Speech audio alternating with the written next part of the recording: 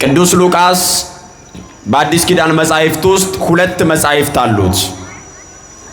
የመጀመሪያው በስሙ የተመዘገበው የጌታችን የመድኃኒታችን የኢየሱስ ክርስቶስ ቅዱስ ወንጌል ወንጌላዊው ቅዱስ ሉቃስ እንደጻፈው የሚል ሲሆን፣ ሁለተኛው ደግሞ የሐዋርያትን ስብከት፣ የሐዋርያትን አገልግሎት፣ የሐዋርያትን ትምህርትና ተአምራት የዘገበበት የሐዋርያት ሥራ የሚባለው መጽሐፍ ነው። ሁለቱንም መጻሕፍት ወንጌላዊው ቅዱስ ሉቃስ የጻፈው ለተከበረ ለተወደደ ቅዱስ ቴዎፍሎስ ተብሎ ለሚጠራው ነው። ቅዱስ ሉቃስ ስለ ጌታችን ስለ መድኃኒታችን ስለ ኢየሱስ ክርስቶስ ከብስራት ጀምሮ እስከ ዕርገት ድረስ ወንጌሉን በስፋት ከጻፈ በኋላ ደግሞ ይህንን አደራ የተቀበሉ ይህንን ቃል ያመኑ በዚህ ተልእኮ የተጓዙ የመጀመሪያዎቹ ቅዱሳን አባቶቻችን በዘመናቸው ወንጌል ሲያገለግሉ፣ በዘመናቸው የመጀመሪያይቱን ቤተክርስቲያን ሲያገለግሉ እየደረሰባቸው የነበረውን ፈተናና ፈተናውን ያሸንፉ የነበረበትን መንገድ በሐዋርያት ሥራ መጽሐፉ ላይ ጽፎልናል። ረድኤት በረከቱ ከሁላችንም ጋር ትሁን፣ አሜን በሉ። ሰው የእግዚአብሔርን ቃል በእምነት ከሰማ ይጠቀምበታል። ሰው የእግዚአብሔርን ቃል በእምነት ከተማረ ያተርፍበታል። ሰው የእግዚአብሔርን ቃል በእምነት ካደመጠ ይለወጥበታል። ስለዚህ ለብዙ ዘመናት ወንጌል እንደሰማነው ሁሉ ዛሬም ነገም በሕይወታችን ሁሉ ወንጌል መስማት የሚገባን የእግዚአብሔርን ቃል ማድመጥ የሚገባን በእምነት ነው። በምንድን ነው አልኳችሁ? በእምነት። እግዚአብሔር የሚናገር አምላክ ነው፣ ይናገራል። እንደ አሕዛብ አማልክት ጆሮ ያላቸው የማይሰሙ፣ እጅ ያላቸው የማይዳስሱ፣ ዓይን ያላቸው የማያዩ፣ እግዚአብሔር ግን እንደነርሱ ሳይሆን አንደበትን የፈጠረ የሚናገር፣ ጆሮን የፈጠረ የሚሰማ የዘላለም አምላክ ነውና እርሱ አምላካችን እግዚአብሔር በአንድም በሌላም መንገድ ይናገራል። የሰው ልጅ ግን በእምነት ከሰማ ይጠቀምበታል፣ ያስተውላል። በእምነት ካልሰማ ደግሞ አይጠቀምበትም፣ አያስተውልምና ሁላችንም የእግዚአብሔርን ቃል በእምነት ሰምተን እንድንጠቀም እግዚአብሔር መንፈስ ቅዱስ ሁላችንንም ይርዳን። በዚህ በሐዋርያት ሥራ ምዕራፍ 6 ላይ የምናገኘው ሐዋርያት በመጀመሪያ አገልግሎታቸው መንፈስ ቅዱስ በእነርሱ ላይ ወርዶ መንፈስ ቅዱስን ተቀብለው በመጀመሪያይቱ ቤተክርስቲያን አገልግሎት ጀምረው በአንድ ስብከት 3000 ሰዎችን አሳምነው ቀጥሎ ደግሞ ባለ አገልግሎታቸው 5000 ሰዎችን ጨምረው አገልግሎታቸው እየሰፋ አንድ ጊዜ ሲታሰሩ ደግሞ ሲፈቱ፣ አንድ ጊዜ ሲገረፉ እንደገና ደግሞ በግርፋታቸው በመከራቸው በእስራታቸው ደስ እያላቸው ከሸንጎ ፊት እየወጡ በመከራ እየተደሰቱ ወንጌል ይሰብኩ ነበረ ይላል። በምን እየተደሰቱ ተናገሩ እስኪ? በምን እየተደሰቱ? ምክንያቱም የነሱ የደስታቸው ምንጩ እግዚአብሔር ነው፣ መሰረቱ እግዚአብሔር ነው። ብዙ ጊዜ በሕይወታችን ተስፋ የምንቆርጠው፣ በሕይወታችን የምንሰበረው፣ በሕይወታችን ፊት ለፊት ማየት ተስኖን በጨለማ ተጋርደን የምንኖረው ወገኖቼ ከእግዚአብሔር በቀር ሌላውን ይሄ እጃችን ላይ ያለውን ቁሳቁስ ስለምንመለከት ነው። በገንዘብ የሚደሰቱ ሰዎች ገንዘቡ ሲጠፋ ደስታቸው ይጠፋል። በጉልበታቸው በጤናቸው የሚደሰቱ ሰዎች ሲታመሙ ደስታቸው ይጠፋል። ከሰማይ በታች ባለ ምድራዊ ነገር አብዝተው የሚደሰቱ እርሱን ብቻ የሚከታተሉ ሰዎች ያ ነገር ከእጃቸው ላይ ሲጠፋ ደስታቸው አብሮ ይጠፋል። ዕንባቆም ሲናገር እንደዚህ አለ። ትንቢተ ዕንባቆም ምዕራፍ 3 ላይ እኔ ግን አለ ላሞች በበረት ባይኖሩ በጋጡም ባይኖሩ በለስም ባታፈራ በጎችም ባይኖሩ ምንም ነገር ባይኖር በእግዚአብሔር ደስ ይለኛል አለ። በማ ደስ ይለኛል? ተናገሩ። በማን ደስ ይለኛል? በእግዚአብሔር ደስ ይለኛል። ቅዱስ ጳውሎስ እንደተናገረ ሁልጊዜ በጌታ ደስ ይበላችሁ፣ ደግሜ እላለሁ ደስ ይበላችሁ ይላል። ሁልጊዜ በማጣትም በማግኘትም፣ በደስታም በሐዘንም፣ በፈተናም በመከራም በችግርም፣ በየትኛውም በከፍታም በዝቅታም ሁልጊዜ አለ በጌታ ደስ ይበላችሁ፣ ደግሜ እላለሁ ደስ ይበላችሁ አለ። ክብርና ምስጋና ለአምላካችን ለእግዚአብሔር ይሁን። አመስግኑት እግዚአብሔርን።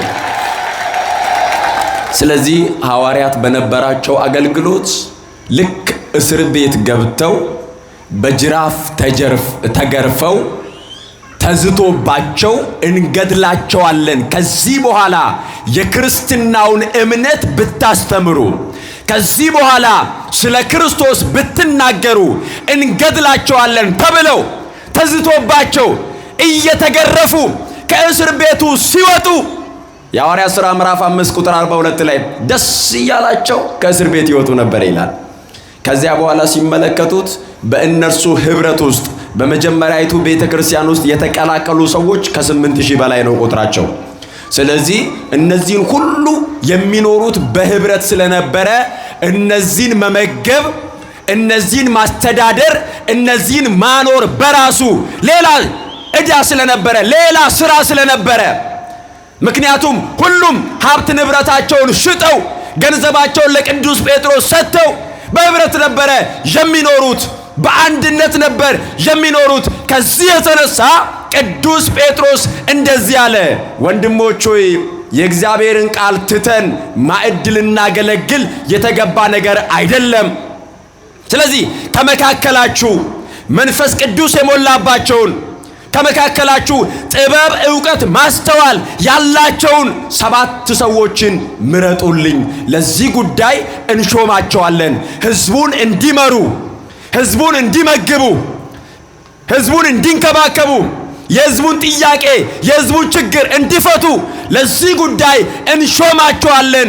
እኛ ግን ለጸሎትና ቃሉን ለማገልገል እንተጋለን ይላል። ለምንና ለምን? እስኪ ለጸሎትና በሎ፣ ለጸሎትና ቃሉን ለማገልገል እንተጋለን። የመጀመሪያው ዓላማችን እኮ እሱ ነው። ጸሎት ትጋት ይፈልጋል። ጸሎት ብርታት ይፈልጋል። ጸሎት ጥንካሬ ይፈልጋል። ሳናቋርጥ ነው መጸለይ የሚገባን። ቅዱስ ጳውሎስ እንደተናገረ ሳታቋርጡ ጸልዩ፣ በሁሉ አመስግኑ እንዳለ ሳታቋርጡ፣ ሳናቋርጥ ሕይወታችን በጸሎት እንዲሆን፣ የጸሎት ሕይወት እንዲኖረን ደግሞ ከኛ የሚጠበቅ አንድ ጉዳይ አለ። እርሱም በትጋት መጸለይ። በምን መጸለይ? በትጋት ስንፍናን አስወግደን፣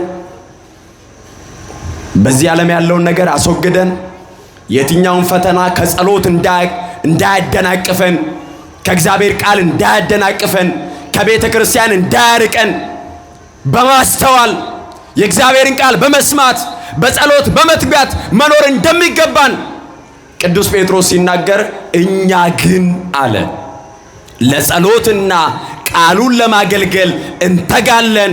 ለዚህ ጉዳይ ግን የምንሾማቸውን መንፈስ ቅዱስ የሞላባቸውን ጥበብና ማስተዋል ያላቸውን 7 ሰዎችን ምረጡልኝ አለና የድቁና ስልጣን ሾማቸው ይላል። ከ7ቱ መካከል አንዱ በዛሬው ዕለት ወርሃዊ መታሰቢያውን የምናከብረው ሊቀ ዲያቆናት ሰማዕቱ ቅዱስ እስጢፋኖስ ነው። ቅዱስ እስጢፋኖስ በዚህ በድቁና ማዕረግ ከተሾመ በኋላ፣ ወደዚህ ኃላፊነት ከመጣ በኋላ፣ ወደ አገልግሎት ከመጣ በኋላ ከተሾመበት ከተመረጠለት ዓላማ በላይ የእግዚአብሔርን ቃል እያገለገለ ወደ አደባባይ ወጣ ይላል። ቃሉን እየሰበከ ጥበብ ያለው፣ ዕውቀት ያለው፣ ብርታት ያለው፣ ማስተዋል ያለው፣ መንፈስ ቅዱስ የሞላበት ትጉ ዲያቆን ስለነበረ ቅዱስ እስጢፋኖስ ወደ አደባባዮቻቸው እየወጣ ከጸሐፍት ከፈሪሳውያን ከሳዱቃውያን ጋር እየተከራከረ በፊት ለፊቱ ቆመው ከእርሱ ጋር መነጋገር አይችሉም ነበር ይላል። እየሰማችሁ ነው? መጻሕፍት ይጠቅሳሉ፣ እርሱም ይጠቅሳል፣ ያውቃል። ብሉይ ኪዳን ነው የሚጠቅሱት፣ እርሱም ያውቃል። ጥበብ አለን ይላሉ፣ እርሱ ደግሞ ጥበብ የሞላበት ነው። ዕውቀት አለን ይላሉ፣ እርሱ ማስተዋል ያለው ነው ቅዱስ እስጢፋኖስ። ስለዚህ በዕውቀት ማሸነፍ ሲያቅታቸው፣ በጥያቄ ማሸነፍ ሲያቅታቸው፣ በልዩ ልዩ መንገድ እርሱን መርታት ሲያቅታቸው መቃወም አቃታቸውና ሐሰተኛ ምስክሮችን ሰብስበው ፍርድ ቤት አቆሙት ይላል። በሸንጎ ፊት ወደ ሸንጎ አመጡት። ኃጢአት የለበትም፣ በደል የለበትም። ተከራክረው መርታት ማሸነፍ አልቻሉም። እንዲሁ ግን ክርስትናን የሚጠሉ ክርስትናን የሚጠየፉ ስለነበረ ቅዱስ እስጢፋኖስን ተቃውመውት የሐሰት ምስክሮችን ሰብስበው እግዚአብሔርንና ሙሴን ሲሳደብ ሰምተናል ብለው በሐሰት የሚከሱ ሰዎችን ሰብስበው በሸንጎ ፊት ሲቆሙ ይቃወሙ ዘንድ አልቻሉም ይላል። ምን ይሉ ዘንድ? ተናገሩ እስኪ፣ ምን ይሉ ዘንድ? በዚህ ዘመን ክርስትናን የሚቃወሙ ብዙ ሰዎች አሉ። ይቃወማሉ፣ ችግር የለውም፣ ግን ክርስትናን አይችሉም። ማንን አይችሉም አልኳችሁ? 2000 ዓመት አልተቻለም። በሚቀጥለውም ዘመን አይቻልም። የማይቻለው ግን እኛ ብርቱዎች ስለሆንን አይደለም። የማይቻለው ግን ከኛ ጥንካሬ አንፃር አይደለም። የመሰረታት ክርስቶስ ነው። በክርስቶስ ደም የተመሰረተች ቤተክርስቲያን መሪዋ መንፈስ ቅዱስ ነው። የሚጠብቃት እግዚአብሔር ነው። እርሱን መቃወም አቃታቸው።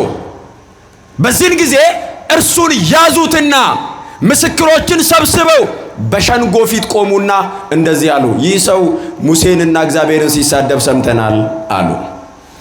ያን ጊዜ ፊቱ እንደ መልአክ ፊት ያበራ ነበረ ይላል። ክብርና ምስጋና ለአምላካችን ለእግዚአብሔር ይሁን። አመስግኑት እግዚአብሔርን። ያበራ ነበረ፣ ፊቱ ያንጸባርቅ ነበረ። ፊቱን ማየት አልቻሉም ነበረ። መልአክ የሚያዩ ይመስላቸው ነበረ ቅዱስ እስጢፋኖስን እያዩ። ነገር ግን ከመላእክት መካከል አንዱን ቅዱስ መልአክ የሚያዩ ይመስላቸው ነበረ ይላል። ከዚያ በኋላ ሸንጎ ፊት ቀረበ። ሙሴን ይሳደባል አሉ፣ እግዚአብሔርንም ይሳደባል አሉ፣ ሕጉን ይሳደባል አሉ።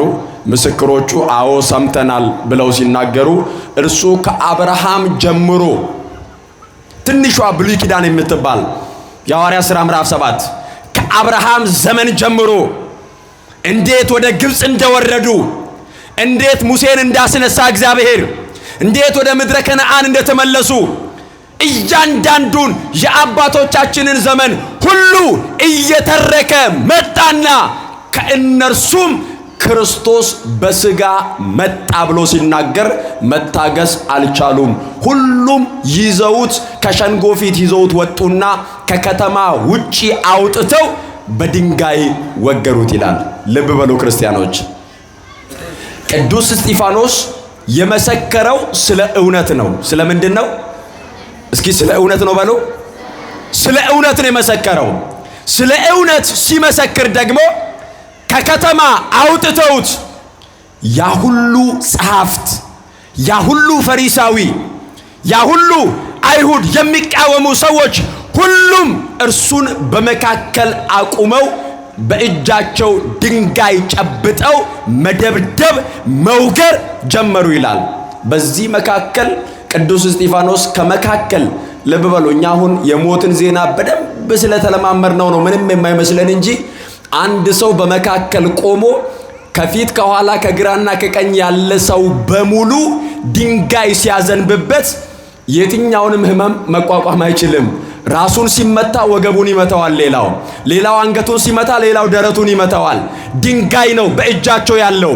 ያ ድንጋይ እየዘነበበት ያንን መከራ እየተቀበለ በዚያ መከራ ውስጥ ሆኖ በሞትና በሕይወት መካከል ሆኖ አንገቱን ቀና አደረገና እንደዚህ አለ፣ ጌታ ሆይ የሚያደርጉትን አያውቁም፣ ይህንን ኃጢአት አትቁጠርባቸው አለ። ክርስትና ይሄ ነው።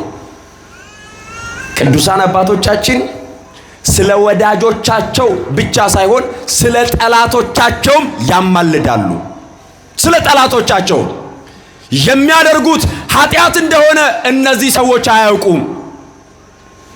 ኃጢአት እየሰሩ እንደሆነ፣ መግደል ኃጢአት እንደሆነ፣ ክርስቶስን መቃወም ኃጢአት እንደሆነ፣ ክርስትናን መቃወም ኃጢአት እንደሆነ አያውቁም። ሳያውቁ ነው ኃጢአት እየሰሩ ያሉት። ባለማወቅ ነው ወደ ኃጢአት ሕይወት ውስጥ የገቡት።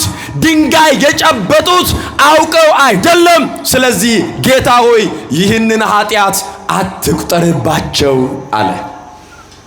እነርሱ ግን መግደላቸውን አላቆሙም። ቅዱስ እስጢፋኖስ ስለ ገዳዮቹ እየለመነ ስላመነው እውነት እየመሰከረ ሰማዕትነትን ተቀበለ። ረድኤት በረከቱ ከሁላችንም ጋር ትሁን፣ አሜን በሉ። ስለ እውነት እየመሰከርን እንድናልፍ እግዚአብሔር ይርዳን፣ አሜን በሉ። ሃይማኖት ሳንቀይር እንድናልፍ እግዚአብሔር ይርዳን። ክርስትናችንን ሳንለውጥ እንድናልፍ እግዚአብሔር ይርዳን። ቅዱስ እስጢፋኖስ በዚህ እውነት ውስጥ ነው የቆመው። ሰማዕት ማለት ምስክር ማለት ነው። ሰማዕታት ማለት ደግሞ ምስክሮች ማለት ነው። የማን ምስክሮች? የእግዚአብሔር ቃል ምስክሮች፣ የክርስቶስ ምስክሮች። ምስክርነታቸው እንዴት ነበረ? ጌታችን መድኃኒታችን ኢየሱስ ክርስቶስ የቅዱስ ማቴዎስ ወንጌል ምዕራፍ 10 ቁጥር 17 ላይ ደቀ መዛሙርቱን ገና በሚያስተምርበት ዘመን እያስተማረ እየመከረ በትምህርት እነርሱን እየገነባ በነበረበት ወራት እንደዚህ አላቸው፣ እነሆ እንደ በጎች በተኩላዎች መካከል እልካችኋለሁ።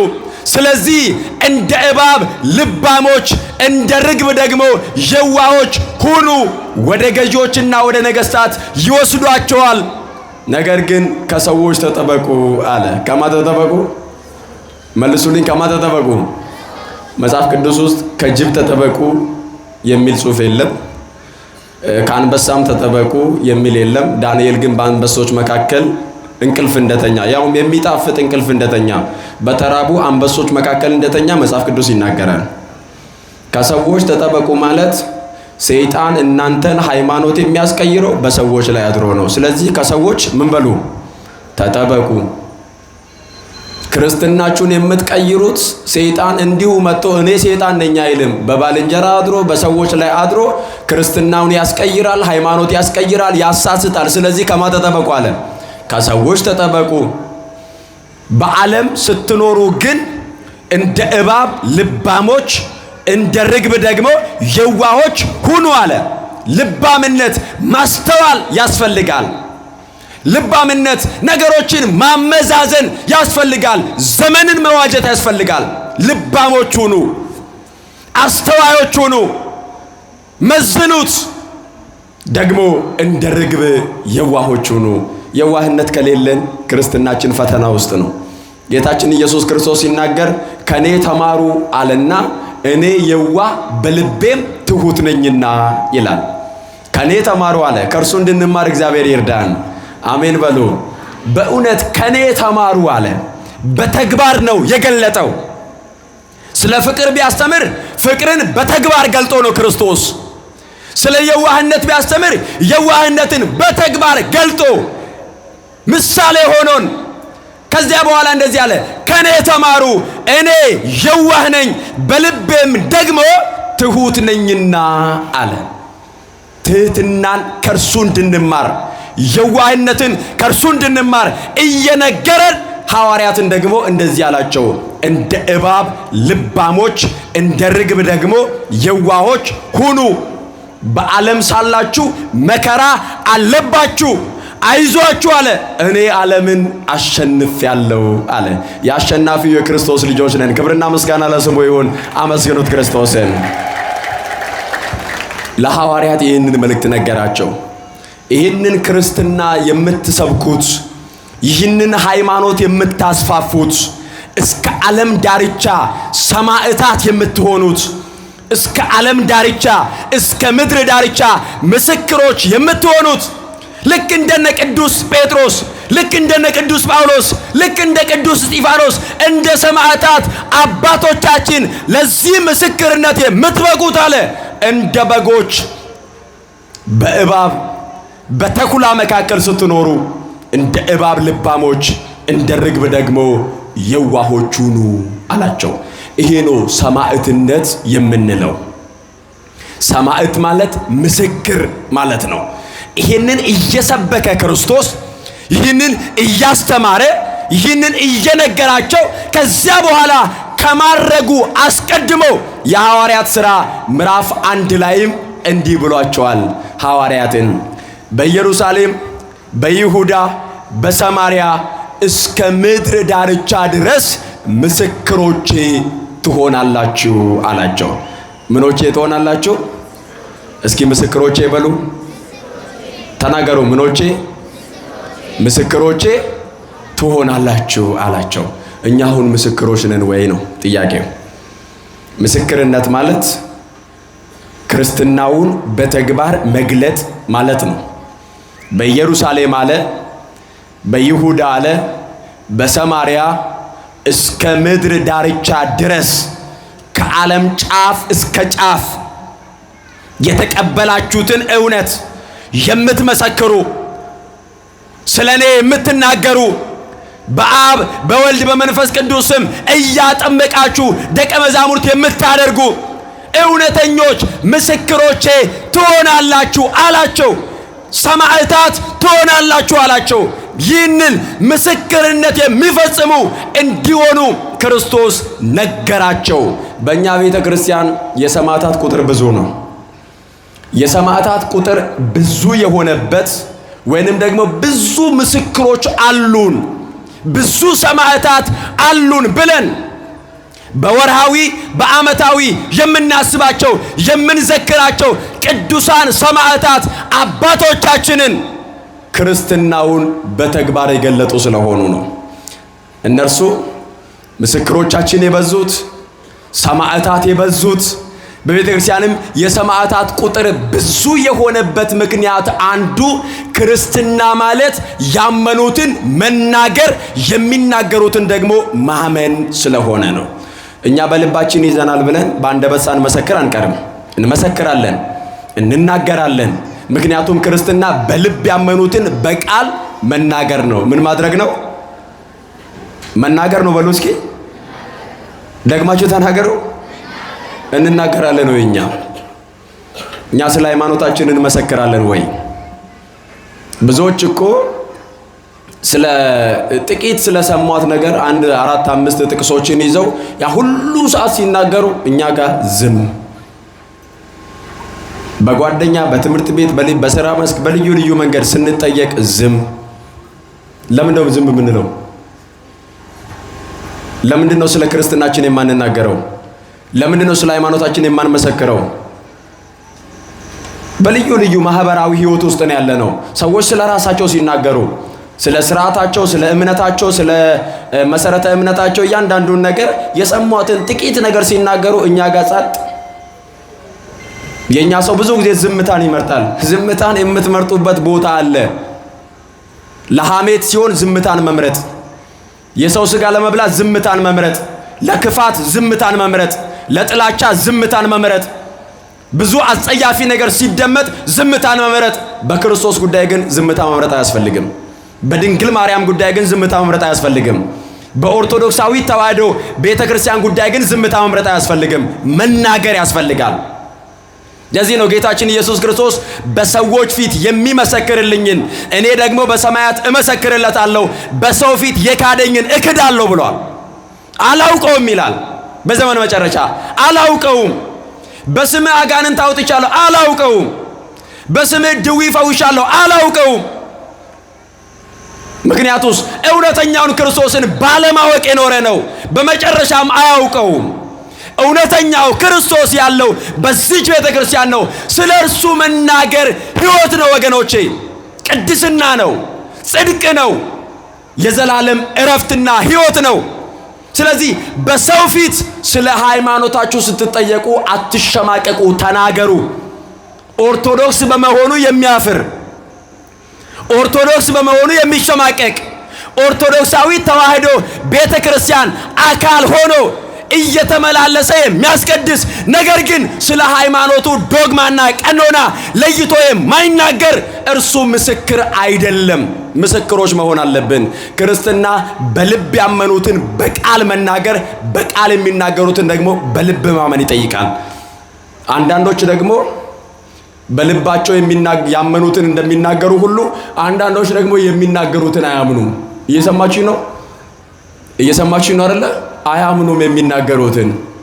ለምሳሌ ስለ ቅዱሳን ሊያስተምሩ ይችላሉ፣ ግን አያምኑም።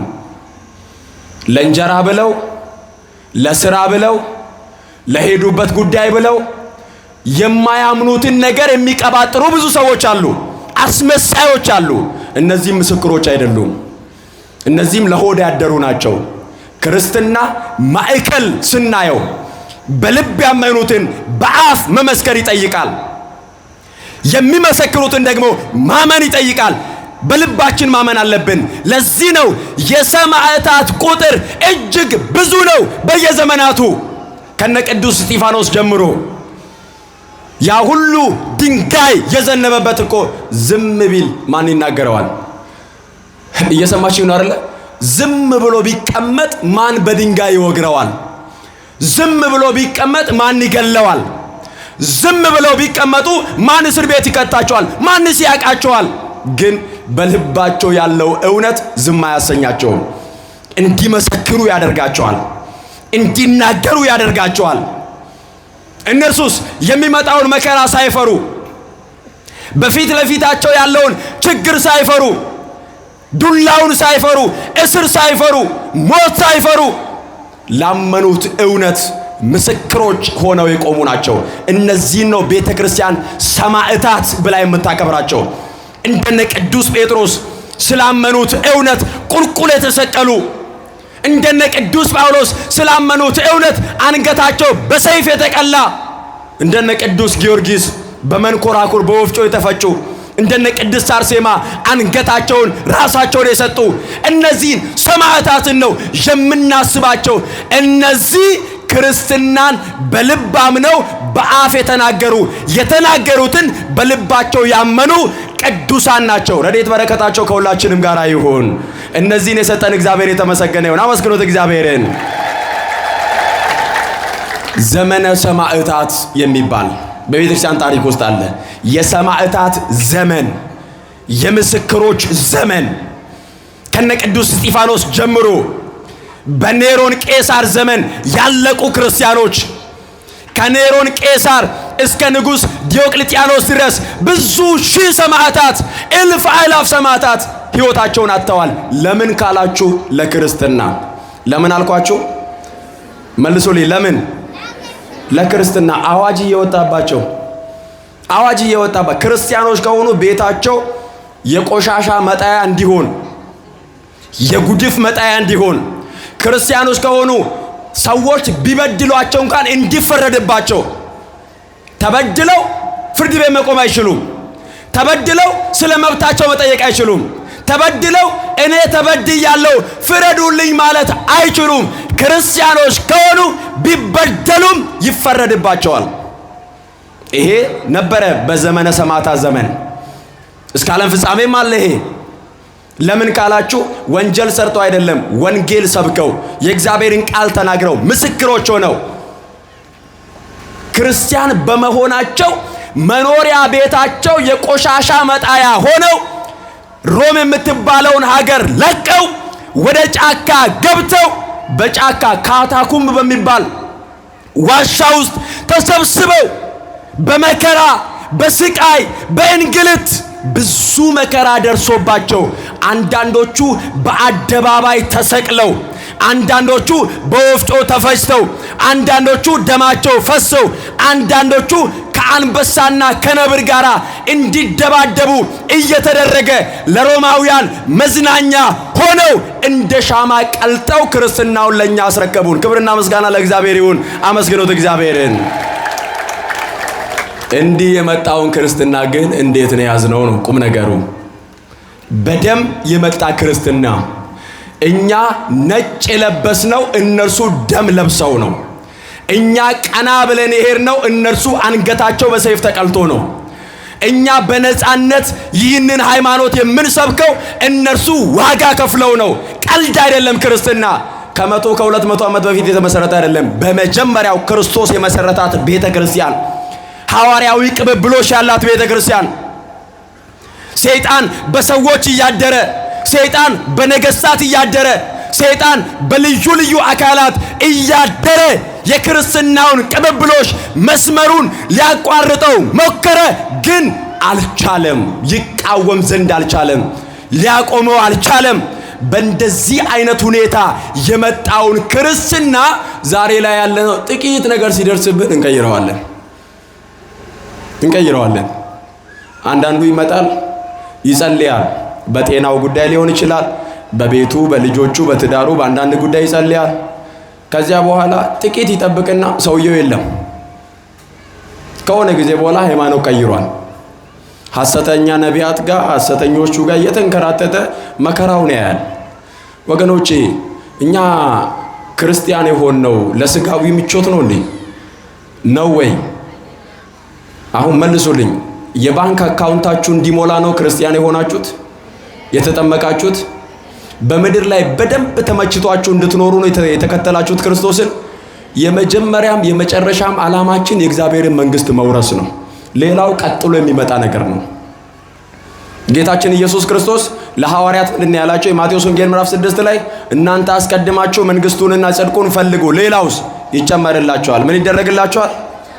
ለዚህች ሕይወት ከሆነ ክርስቶስን የተከተላችሁት አለ ከእናንተ የሚበልጥ ምስኪን የለም አለ ቅዱስ ጳውሎስ። ለዚህ ለተጨበጠ ሕይወት፣ ለዚህ 70-80 ለተገደበ ኑሮ ከሆነ ክርስቲያን የሆናችሁት፣ ለዚህ ከሰማይ በታች ላለ ለስጋዊ ምቾት፣ ለምድራዊ ድሎት ከሆነ የተከተላችሁት ምስኪኖች ናችሁ። የተከተልነው ለዘላለም ሕይወት ነው። የተከተልነው መንግስቱን ለመውረስ ነው። የተከተልነው ትሉ ከማይጠፋ፣ እሳቱ ከማይጠፋ፣ ትሉ ከማንቀላፋ ከገሃነም ተርፈን መንግስቱን ለመውረስ ነው የተከተልነው። ሌላ ምንም ዓላማ የለንም። ስለዚህ ዓላማችሁን አስተካክሉ፣ አቅጣጫችሁን አስተካክሉ። የመጀመሪያው ዓላማችን መንግስቱን መውረስ ነው። የመጀመሪያው ዓላማችን በጽድቅ በቅድስና ለመኖር ነው። የመጀመሪያው ዓላማችን ለጸሎትና ለቃሉ መትጋት ነው። ሌላው ቀጥሎ የሚመጣ ነገር ነው። ገንዘብ ነው፣ ቀጥሎ ይመጣል። ከሰራችሁ ይመጣል፣ ከለፋችሁ ይመጣል። ጤና ነው፣ ይመጣል። ልጅ ነው፣ ይመጣል። ምንድነው የቀረው ነገር በምድር ላይ? ስለ ጤና ጉዳይ ከሆነ ይመጣል። ትዳር ነው፣ ይመጣል። ኑሮ ነው፣ ይመጣል። ከሰማይ በታይ የማይመጣ ነገር የለም። ግን አንድ አለ፣ የዘላለም ሕይወት። አንድ አለ፣ የእግዚአብሔር መንግስት። በጉቦ ማይገባበት ቤት አለ። በዘመድ የማይገባበት ቤት አለ። በብልጣ ብልጥነት የማይገባበት ቤት አለ። እንደዚህ በእውቀቴ በገንዘቤ በችሎታዬ የማትሉበት አንድ መኖሪያ ቤት አለ። ያንን ቤት ለመውረስ ወደዚያ ቤት ለመግባት እንደ ሰማዕታቱ ምስክር መሆን ያስፈልጋል። መጽናት ያስፈልጋል። በጸሎት መትጋት ያስፈልጋል።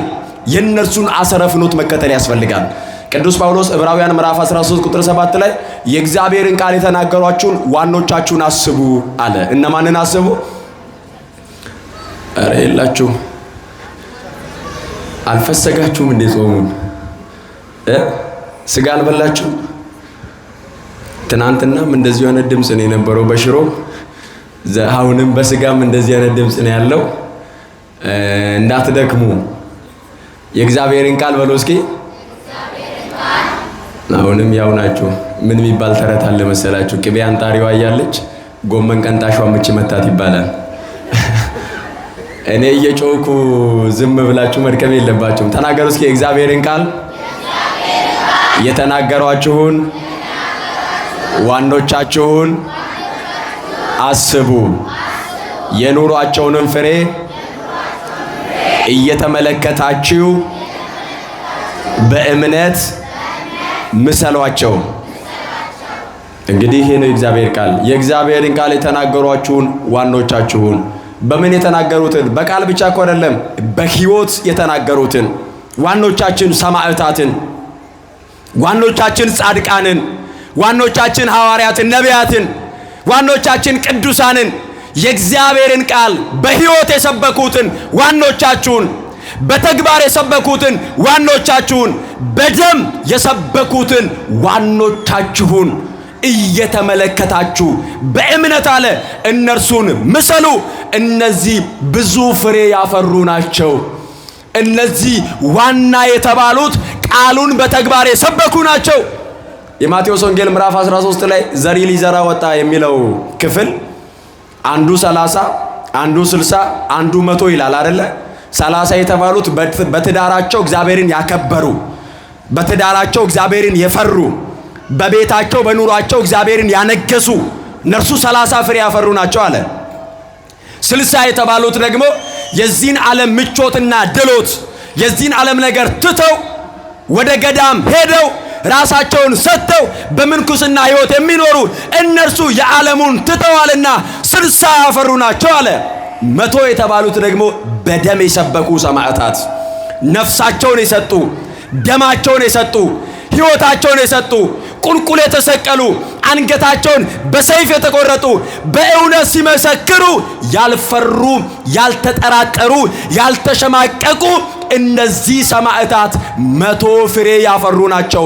እነርሱ የእግዚአብሔርን ቃል የሰበኩ ዋኖቻችን ናቸው። ምኖቻችን ናቸው? መልሱልኝ። ምኖቻችን ናቸው? ቅዱስ እስጢፋኖስ ዋናችን ነው። ስላመነው እውነት በድንጋይ እየተወገረ ያልካደ፣ በሸንጎ ፊት ያ ሁሉ ሰው ሲኮሳተር ያልካደ፣ ድንጋይ ሲዘንብ ያልካደ፣ ለእውነት የኖረ እስከ ሞት የታገሰ ቃሉን በደም የሰበከ ዋናችን ነው። ዋናችን ነው። ቅዱስ ጳውሎስ ዋናችን ነው። ቅዱስ ጴጥሮስ ዋናችን ነው። ቅድስት አርሴማ ዋናችን ናት። ቅዱስ ጊዮርጊስ ዋናችን ነው። ምክንያቱስ የእግዚአብሔርን ቃል የሰበኩ ዋኖቻችን ናቸው። እነርሱን ተመልከቱ አለ። ተመልከቱ ማለት ገድላቸውን፣ ድርሳናቸውን፣ ኑሯቸውን አንብቡ። ሕይወታቸውን ተመልከቱ።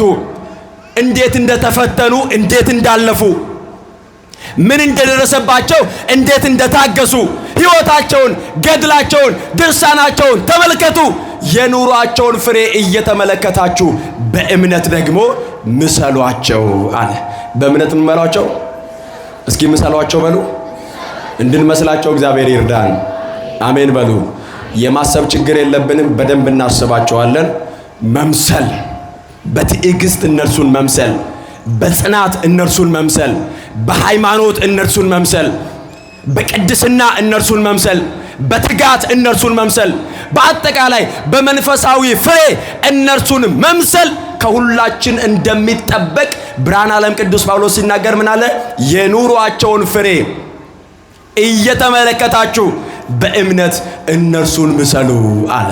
እነዚህ በአጠቃላይ ምስክሮቻችን የምንላቸው፣ ቅዱሳን የምንላቸው፣ ቤተ ክርስቲያናችን ታቦት ቀርጻ ቤተ ክርስቲያን ተክላ የምታስባቸው፣ ወርሃዊ መታሰቢያ ሰጥታ ከፍ የምታደርጋቸው ቅዱሳን ሰማዕታት የእግዚአብሔርን ቃል የሰበኩን ዋኖቻችን ናቸው። ሰይጣን እነርሱን ተቃወመ፣ በሰዎች አድሮም ተቃወመ፣ ክርስትናን ተቃወመ። ተቃውሞ ግን አልቻለም። ከዚህ በኋላ ደግሞ የዚህ ዘመን ሰማዕትነት፣ የዚህ ዘመን ደግሞ ፈተና አለ። በብዙ የምንቸገርባቸው፣ በብዙ የምንፈተንባቸው፣ በዓላማ አለመጽናት፣ የሰው ቤት መቀላወጥ፣ የራስን ቤት አለማወቅ። እየሰማችሁ ነው አይደል? ሰው በእጁ ላይ ያለውን ንብረት ካላወቀ የሰው እየተመኘ ይኖራል። ሰው በቤቱ ያለውን ነገር በትኩረት ካልተመለከተ የሰዎችን ነው እየቀላወጠ በምኞት እየተቃጠለ የሚኖረው። ተመልከቱ የራሳችሁን፣ ተመልከቱ ቤታችሁን፣ የራሳችንን ሰማዕታት፣ የራሳችንን ሃይማኖት፣ የራሳችንን ዶግማ፣ የራሳችንን ትውፊት፣ የራሳችንን ቤተ ክርስቲያን፣ የራሳችንን ሐዋርያዊ ቅብብሎሽ፣ የራሳችንን ታሪክ በሚገባ ብንመለከት ደጅ ለደጅ የሚያንከራተተን ምንም ነገር የለም። በቂ ነገር አለን። እኛ ሃይማኖት ከተባለ ጥርት ያለች ሃይማኖት አለን። ታሪክ ከተባለ የብዙ ሺህ ዓመታት ታሪክ አለን። እውነት ከተባለ መጽሐፍ ቅዱሳዊውን እውነት ተቀብለው ለዚህ እውነት ያወሩ ሳይሆን የኖሩ አባቶች አሉን። እነዚህን ይዘን ግን እነዚህን ባለማወቅ ነው እየጠፋን ያለነውና ይሄንን አውቀን ተቃውሞን ሁሉ ተቋቁመን በጽናት እነርሱን መስለን እነርሱ የወረሱትን መንግስት እንድንወርስ እግዚአብሔር ሁላችንንም ይርዳን። ወስብሐት ለእግዚአብሔር። ይቆየን።